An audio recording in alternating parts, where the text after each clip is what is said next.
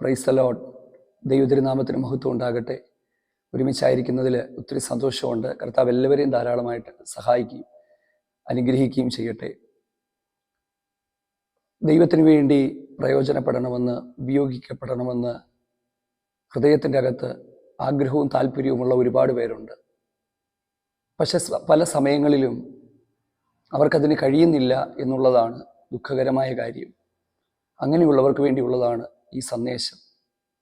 നമ്മുടെ അകത്ത് ദൈവം തന്നിട്ടുള്ള ആ ആത്മഭാരത്തെ തിരിച്ചറിഞ്ഞ് ദൈവം നമ്മെക്കുറിച്ച് ഉദ്ദേശിക്കുന്ന ദൈവഹിതത്തിലേക്ക് എങ്ങനെ എത്തിച്ചേരാമെന്നുള്ളത് നമ്മൾ ചില സമയങ്ങൾ തിരുവചനത്തിൻ്റെ അടിസ്ഥാനത്തിൽ ചിന്തിക്കുവാനായിട്ട് പോവുകയാണ്. വളരെ ശ്രദ്ധയോടെ, പ്രാർത്ഥനയോടെ നാം ദൈവത്തിൻ്റെ പരിശുദ്ധാത്മാവിനെ നമ്മളോട് സംസാരിക്കുവാൻ അനുവാദം കൊടുത്താൽ നിശ്ചയമായിട്ടും ഈ വചനത്തിലൂടെ ദൈവത്തിൻ്റെ ആത്മാവ് ഇടപെടും. ഞാൻ കണ്ടുമുട്ടുന്ന പല പ്രിയപ്പെട്ടവരും അവർ പറയുന്ന ചില കാര്യങ്ങൾ ഹൃദയത്തിൻ്റെ അകത്ത് താല്പര്യമുണ്ട്. ദൈവത്തിന് വേണ്ടി ചിലതെല്ലാം ചെയ്യണം, പ്രയോജനപ്പെടണം, കഴിയുന്നില്ല. അങ്ങനെയെങ്കിൽ നമ്മൾ ഒന്നിച്ച് ചില സമയങ്ങൾ വിശുദ്ധ വേദപുസ്തകത്തിലെ ഒരു ഭാഗത്ത് നിന്ന് ചിന്തിക്കുവാനായിട്ട് പോവുകയാണ്. നമ്മുടെ ഇന്നത്തെ സന്ദേശം എന്ന് പറയുന്നത് ദൈവ ആത്മഭാരത്തെ തിരിച്ചറിഞ്ഞ് ദൈവഹിതത്തിലേക്ക് എത്തുക എന്നുള്ളതാണ്. എന്താണ് സത്യത്തിൽ ആത്മഭാരം എന്ന് പറയുന്നത്? ഞാൻ വേദപുസ്തകത്തിൽ നിന്ന് ഒരു വാക്യം നമ്മുടെ ശ്രദ്ധയിലേക്ക് നമുക്ക് കൊണ്ടുവന്ന് നമുക്ക് ദൈവത്തിൻ്റെ ആത്മാവിൻ്റെ സഹായത്താൽ അത് പഠിക്കുകയും ചിന്തിക്കുകയും ഹൃദയത്തിൽ ഏറ്റെടുക്കുകയും ഒക്കെ ചെയ്യാം. നെഹമ്യാവിൻ്റെ പുസ്തകം 1-ാം അധ്യായം അതിൻ്റെ 4-ാമത്തെ വാക്യം. ആ വാക്യം ഒന്ന് ശ്രദ്ധിച്ച് വായിച്ചാൽ നന്നായിരുന്നു. ഈ വർത്തമാനം കേട്ടപ്പോൾ ഞാൻ ഇരുന്നു, കരഞ്ഞു, കുറേ നാൾ ദുഃഖിച്ച് ഉപവസിച്ചുകൊണ്ട് ദൈവത്തോട് പ്രാർത്ഥിച്ചു. ഈ വർത്തമാനം കേട്ടപ്പോൾ ഞാൻ കരഞ്ഞു, ഇരുന്നു, ദുഃഖിച്ചു, ഉപവസിച്ചു, പ്രാർത്ഥിച്ചു. ഈ വാക്കുകൾ ശ്രദ്ധിച്ചോ? ഒരു വർത്തമാനം കേട്ടപ്പോഴാണ് ഇത് സംഭവിച്ചത്. ഇതിൽ നിന്ന് എന്താണ് ആത്മഭാരം? എങ്ങനെ നമ്മുടെ ഉള്ളിലുള്ള ആത്മഭാരത്തെ തിരിച്ചറിയാം, ദൈവപദ്ധതിയെ തിരിച്ചറിയാമെന്ന് അനുഭവങ്ങളിൽ നിന്ന്, എൻ്റെ ജീവിതത്തിൽ, എൻ്റെ ശുശ്രൂഷ ജീവിതത്തിലൊക്കെ സംഭവിച്ച ചില കാര്യങ്ങളിൽ നിന്ന് നമ്മൾ ഒന്നിച്ചൊന്ന് ശാന്തമായിട്ട് ചിന്തിക്കുവാനായിട്ട് പോവുകയാണ്. കർത്താവ് നമ്മളെ സഹായിക്കട്ടെ. ഇത് മനസ്സിലാക്കണമെങ്കിൽ ആ പശ്ചാത്തലം ഒന്ന് മനസ്സിലാക്കണ്ടേ? എന്താണെന്ന് വേഗത്തിൽ പറയാം. നെഹമ്യാവ് എന്ന് പറയുന്ന വ്യക്തി അർത്ഥഹശഷ്ട രാജാവ് പേർഷ്യൻ രാജ്യം ഭരിച്ചുകൊണ്ടിരിക്കുമ്പോൾ അദ്ദേഹത്തിൻ്റെ ശൂഷൻ രാജധാനിയിൽ ഒരു ഹയർ ഒഫീഷ്യലായിരുന്നു. പാനപാത്രവാഹകൻ എന്ന് പറയുന്നെങ്കിലും അദ്ദേഹം ഒരു വലിയ ഒഫീഷ്യലായിരുന്നു. ആ സമയത്ത് പ്രവാസത്തിൽ നിന്ന് യഹൂദന്മാർ യഹൂദിയിലേക്ക് മടങ്ങി വന്നപ്പോൾ പേർഷ്യൻ ഭരണകൂടത്തിൻ്റെ കീഴിലായിരുന്നു ഈ രാജ്യം കിടന്നിരുന്നത്. ഏത് രാജ്യം? യഹൂദ രാജ്യം കിടന്നിരുന്നത്. അപ്പം ഇദ്ദേഹം എന്താ പറയുന്നത്, ഇന്ത്യയുടെ തലസ്ഥാനം ന്യൂഡൽഹി എന്ന് പറയുന്നത് പോലെ അന്നത്തെ യഹൂദയൊക്കെ ഭരിച്ചുകൊണ്ടിരുന്ന അർത്ഥഹശഷ്ട രാജാവിൻ്റെ പേർഷ്യൻ ഭരണകൂടത്തിൻ്റെ അതേ രാജാവൊക്കെ ഇരിക്കുന്ന ശൂഷൻ രാജധാനിയിലെ ഒരു ഹയർ ഒഫീഷ്യലായിരുന്നു അദ്ദേഹം. അപ്പം അദ്ദേഹത്തെക്കുറിച്ച് എഴുതിയിരിക്കുന്ന വാക്കുകളാണ് നമ്മൾ വായിച്ചത്. സംഭവം എന്താണെന്ന് ചോദിച്ചാൽ, ഈ പുസ്തകം ആരംഭിക്കുമ്പോൾ 20-ാം ആണ്ടിൽ ഹഖല്യാവിൻ്റെ മകനായ നെഹമ്യാവിൻ്റെ ചരിത്രം 20-ാം ആണ്ടിൽ കിസ്ലേവ് മാസത്തിൽ ഞാൻ ശൂഷൻ രാജധാനിയിൽ ഇരിക്കുമ്പോൾ, ഈ 20-ാം ആണ്ടിൽ അദ്ദേഹം അവിടെ ഇരിക്കുമ്പോൾ അദ്ദേഹത്തിൻ്റെ സഹോദരനായ ഹനാനിയും യഹൂദിയിൽ നിന്ന് ചില പുരുഷന്മാരോട് വന്നപ്പോൾ അദ്ദേഹം അവരോട് ചോദിക്കുകയാണ്, നമ്മുടെ ജനമെല്ലാം എന്ത് ചെയ്യേ, യെരൂശലേം എന്ത് ചെയ്യേ എന്ന് അദ്ദേഹം ചോദിച്ചപ്പോൾ ഈ വന്ന ആൾക്കാർ പറയുകയാണ്, അവിടെയുള്ള ജനം മഹാകഷ്ടത്തിലും അപമാനത്തിലും ഇരിക്കുകയാണ്. നമ്മുടെ രാജ്യത്തിൻ്റെ മതിലുകൾ ഇടിഞ്ഞു കിടക്കുകയാണ്, വാതിലുകൾ തീ വെച്ച് നശിപ്പിക്കപ്പെട്ടിരിക്കുകയാണ്. ഈ വാർത്ത കേട്ടപ്പോൾ അദ്ദേഹം കരഞ്ഞു. സത്യത്തിൽ അദ്ദേഹം കരയേണ്ട യാതൊരു കാര്യവുമില്ല. കാരണം ഇദ്ദേഹം ഒരു ഹയർ ഒഫീഷ്യലാണ്. രാജാവിൻ്റെ പാനപാത്രവാഹകൻ എന്ന് പറഞ്ഞാൽ രാജാവ് എന്ത് കഴിക്കണം എന്നുള്ള കാര്യങ്ങളെല്ലാം തീരുമാനിക്കുന്ന ഒരു വലിയ ഉന്നതമായ പദവിയിലിരിക്കുന്ന ഒരാൾ. അപ്പം എല്ലാ സൗകര്യങ്ങളുണ്ട്, ജീവിതത്തിൽ എല്ലാ സുഖമുണ്ട്, ഒന്നിനെക്കുറിച്ചും ചിന്തിക്കേണ്ട, രാജകൊട്ടാരത്തിലാണ് താമസിക്കുന്നത്. പക്ഷേ ഈ ദൈവമനുഷ്യൻ്റെ ഉള്ളിൽ ഒരു ഭയങ്കര വേദനയുണ്ടായി ഈ വാർത്ത കേട്ടപ്പോൾ. കരഞ്ഞെന്നാണ് എഴുതിയിരിക്കുന്നത്. ഉപവസിക്കാൻ തുടങ്ങി, പ്രാർത്ഥിക്കാൻ തുടങ്ങി, കുറേ നാൾ ദുഃഖിച്ചു ഉപവസിച്ചു, കുറേ നാൾ. ഈ വാക്കുകളൊക്കെ നമ്മളൊന്ന് ശ്രദ്ധിച്ച് കേൾക്കണം. എല്ലാവർക്കും കരച്ചിൽ വരത്തില്ല. സത്യത്തിൽ എന്താണ് ആത്മഭാരം എന്ന് പറയുന്നത്? ദൈവം തൻ്റെ പദ്ധതിയിലേക്ക് ഒരു മനുഷ്യനെ ഉപയോഗിക്കുമ്പോൾ, ആ ഒരു മനുഷ്യനെ ഇറക്കുമ്പോൾ, അവൻ്റെ ഉള്ളിൽ പ്രാരംഭമായി ദൈവം കൊടുക്കുന്ന ഒരു പെയിനാണ്, വേദനയാണ് ആത്മഭാരം എന്ന് പറയുന്നത്. ഈ ആത്മഭാരം എൻ്റെയും നിങ്ങളുടെയും ഉള്ളിൽ ഉണ്ടോ എന്ന് നമുക്കൊന്ന് തിരിച്ചറിയുവാനായിട്ട് കഴിയുന്നുണ്ടോ? ദൈവത്തിന് സ്തോത്രം. ഉണ്ടെന്ന് എനിക്കറിയാം. കാരണം ഒത്തിരി പേര് പറയുമ്പോൾ അവർ പറയും, ദൈവത്തിന് വേണ്ടി എനിക്ക് പ്രയോജനപ്പെടണം, ദൈവത്തിന് വേണ്ടി ചില കാര്യങ്ങൾ എനിക്ക് ചെയ്യണം. അതെ, അതൊരു ആത്മഭാരം തന്നെയാണ്. പക്ഷെ ഈ ഭാരത്തെ നമ്മൾ അവഗണിക്കരുത്. പിശാച് തരുന്ന ഭാരമുണ്ട്, അത് അവിടെ നിൽക്കട്ടെ. അത് നമ്മളെ പ്രാർത്ഥനയിൽ നിന്നും ആരാധനയിൽ നിന്നുമൊക്കെ അകറ്റി നിരാശയുടെ പടുകുഴിയിലേക്ക് നമ്മളെ കൊണ്ടുപോകുമ്പോൾ, ദൈവം തരുന്ന ഈ ആത്മഭാരം ദൈവത്തിൻ്റെ പദ്ധതിയിലേക്കും ദൈവത്തിൻ്റെ ഹിതത്തിലേക്കും നമ്മളെ നടത്തുന്നതാണ്. അത് പരിശുദ്ധാത്മാവിൻ്റെ സഹായത്തോടെ തിരിച്ചറിയുക.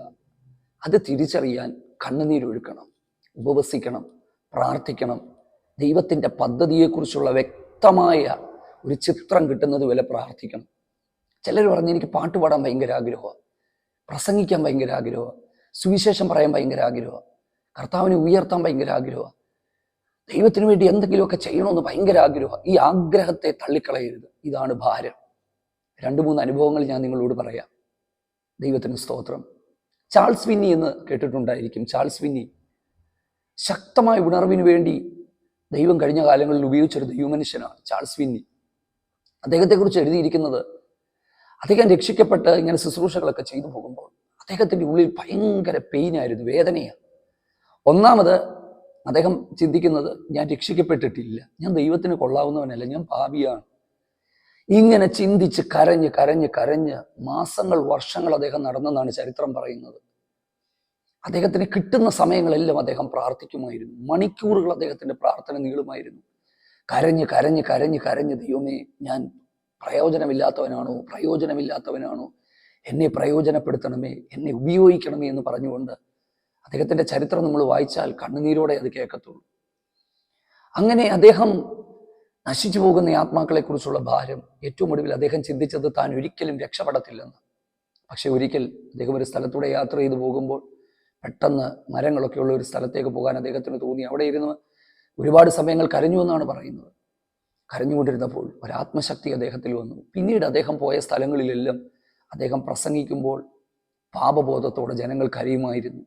വലിയൊരു ഉണർവിലേക്ക് ദൈവം നയിച്ചു. നോക്കുക, നമ്മുടെ ഉള്ളിൽ ദൈവം തന്ന പെയിൻ, ആ വേദനയെ തിരിച്ചറിയണം. ഈ വേദന ഉണ്ടെങ്കിൽ അതൊരു പോസിറ്റീവ് സൈനാണ്. വേദനയില്ലാത്ത ഒത്തിരി പേരെ കണ്ടിട്ടുണ്ട് കേട്ടോ. ചില കുഞ്ഞുങ്ങളുമായിട്ടൊക്കെ ചില മാതാപിതാക്കൾ പ്രാർത്ഥിക്കാൻ വരുമ്പോൾ ഞാൻ അവരോട് തുറന്ന് ചോദിക്കാറുണ്ട്, മക്കളെ, നിങ്ങൾക്ക് ദൈവത്തോട് ചേർന്ന് ജീവിക്കണമെന്ന് ആഗ്രഹമുണ്ടോ? ഓ, ഒരാഗ്രഹവും ഇല്ല. നിങ്ങൾ പ്രാർത്ഥിക്കാറുണ്ടോ? ഓ, ഒന്നും പ്രാർത്ഥിക്കാറില്ല. എന്തിനാണ്? അങ്ങനെയുള്ളവരെ ദൈവം ഉപയോഗിക്കത്തില്ല. അപ്പം നമ്മുടെ ഉള്ളിൻ്റെ അകത്ത് ഒരു വേദനയുണ്ടെങ്കിൽ നമ്മുടെ പെയിനിനെ നമ്മളുടെ ഉള്ളിലെ ദൈവം വെച്ച ആ വേദനയെ നമ്മൾ തിരിച്ചറിഞ്ഞാൽ അതിൻ്റെ അകത്ത് പ്രാർത്ഥിക്കാൻ തുടങ്ങും. എല്ലാവരോടും എല്ലാം ഇടപെടത്തില്ല. പ്രവാചകനായ ദാനിയേലും യെഹെസ്കേലും സമകാലികന്മാരായിരുന്നു, കണ്ടംപററീസ് ആയിരുന്നു. രണ്ടുപേരും പ്രവാസകാലത്തുള്ളവരായിരുന്നു. പക്ഷേ യിരെമ്യാ പ്രവാചകന്റെ പുസ്തകം വായിച്ചപ്പോൾ പ്രവാസം 70 വർഷം കൊണ്ട് തീരുമെന്ന് മനസ്സിലാക്കി യഹൂദന്റെ ഭാവി അറിയാൻ കണ്ണുനീരോടെ ഉപവസിച്ച വ്യക്തി ദാനിയേലാണ്. യിരെമ്യാവിന്റെ പുസ്തകം ദാനിയേലിനോട് ഇടപെടുന്നത് പോലെ യെഹെസ്കേലിനോട് ഇടപെട്ടില്ല. കാരണം എന്താ? ദാനിയേലിന്റെ ശുശ്രൂഷ മറ്റൊരു തരത്തിലായിരുന്നു. അപ്പം ഞാൻ പറഞ്ഞത്, നമ്മൾ മനസ്സിലാക്കേണ്ടുന്നത്, ദൈവം നമ്മളെ ടച്ച് ചെയ്യുമ്പോൾ, ദൈവം നമ്മളോട് ഇടപെടുമ്പോൾ, ആ ഇടപെടലിനെ നിങ്ങൾ ഒരിക്കലും അവഗണിച്ച് കളയരുത്.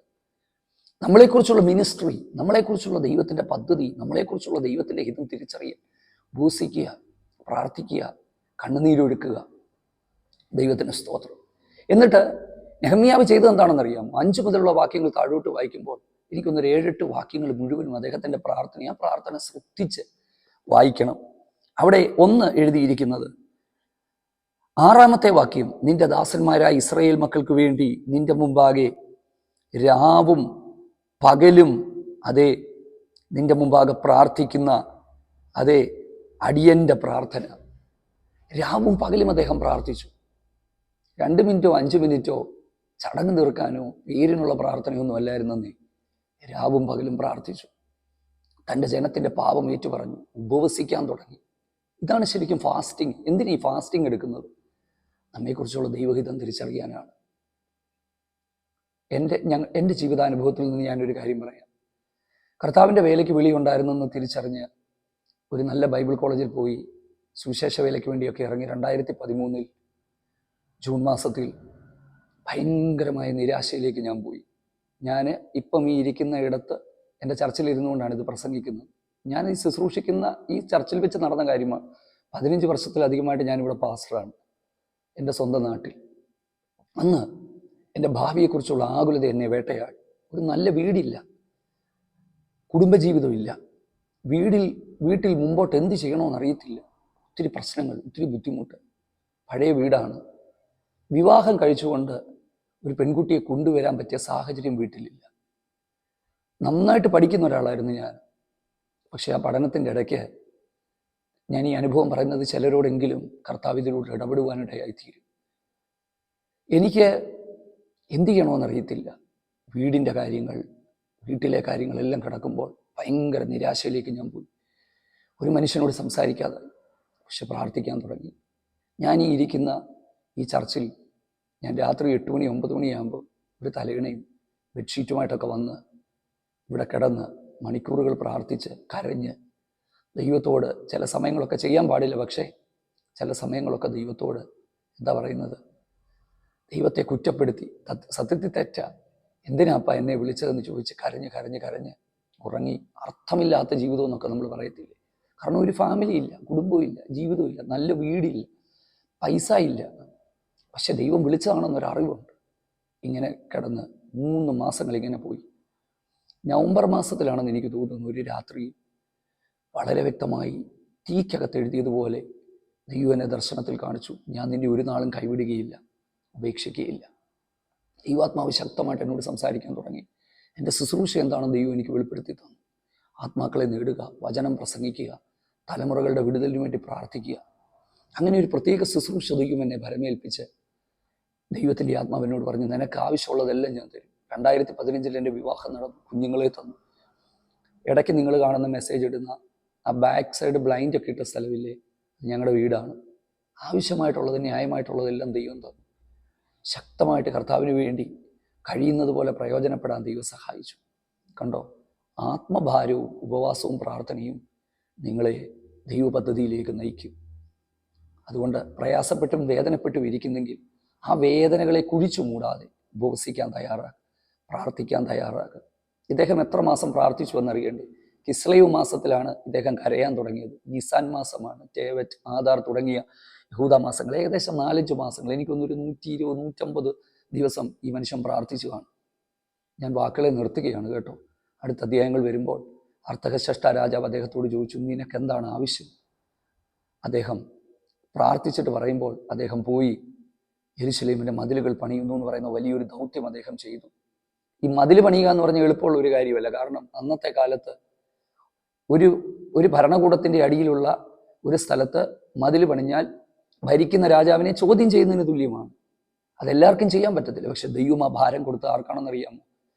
നെഹമ്യാവിൻ്റെ ഉള്ളിലാണ്. സ്തോത്രം. നിങ്ങൾക്ക് ചെയ്യുന്നത് ഒരിക്കലും എനിക്ക് ചെയ്യാൻ പറ്റത്തില്ല, ഞാൻ ചെയ്യുന്നത് നിങ്ങൾക്ക് ചെയ്യാൻ പറ്റത്തില്ല. അതുകൊണ്ട് ദൈവത്തിന് പ്രയോജനമുള്ളവരായി നമുക്ക് തീരാം. ആത്മഭാരത്തെ തിരിച്ചറിയുക. ഇത് വളരെ ഗൗരവമായൊരു വിഷയമാണ്. അതിൻ്റെ അകത്ത് പ്രാർത്ഥിക്കുക, ഉപവസിക്കുക. ഇനിയും ഇങ്ങനെയുള്ള സന്ദേശങ്ങൾ, ഇത് ഒരു സമയത്തിൻ്റെ ദൈർഘ്യക്കുറവ് കൊണ്ടാണ് ഷോർട്ടാക്കി നിർത്തുന്നത്. ഇനിയും പരിശുദ്ധാത്മാവിൻ്റെ ഹൃദയത്തിൽ തന്ന ആലോചനകൾ ഞാൻ അടുത്ത ദിവസങ്ങളിൽ വീണ്ടും ഇതിനോട് ചേർത്ത് നമുക്ക് അവസരം കിട്ടുമ്പോൾ ചിന്തിക്കാം. കർത്താവ് നമ്മളെ സഹായിക്കട്ടെ. ഒരു വാക്ക് പ്രാർത്ഥിക്കാം. ഞങ്ങളുടെ പ്രിയ പിതാവേ, എല്ലാ കേൾവിക്കാർക്കായിട്ടും പ്രാർത്ഥിക്കുന്നവരെ അനുഗ്രഹിക്കുകയാണ്. ഞങ്ങളുടെയൊക്കെ ഉള്ളിൻ്റെ ഉള്ളിൽ ദൈവം തന്ന ആ ഭാരം, അത് ദൈവം തന്നിട്ടുള്ള ഭാരം തിരിച്ചറിഞ്ഞ് അത് എന്തിനു വേണ്ടിയുള്ളതാണെന്ന് മനസ്സിലാക്കി ദൈവഹിതത്തെയും ദൈവപദ്ധതിയും തിരിച്ചറിഞ്ഞ് മുൻപോട്ട് പോകുവാൻ കൃപ നൽകണമേ. അനുഗ്രഹിക്കണം. കർത്താവിന് വേണ്ടി വലിയ കാര്യങ്ങൾ ചെയ്യുവാൻ സഹായിക്കണം. യേശുവിൻ നാമത്തിൽ തന്നെ ആമേൻ. ദൈവം നമ്മെ സഹായിക്കട്ടെ. വീണ്ടും നമുക്ക് മറ്റു ചില സന്ദേശങ്ങളുമായിട്ട് കാണാം. God bless you.